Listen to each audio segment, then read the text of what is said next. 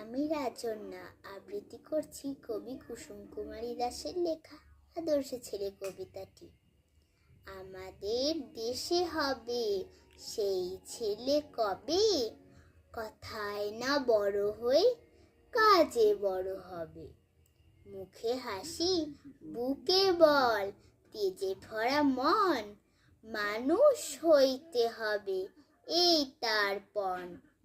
বিপদ আসিলে কাছে হও আগুয়ান, নাই কি শরীরে তব রক্ত মাংস প্রাণ। হাত পা সবারই আছে, মিছে কেন ভয়, চেতনা রয়েছে যার সে কি পড়ে রয়।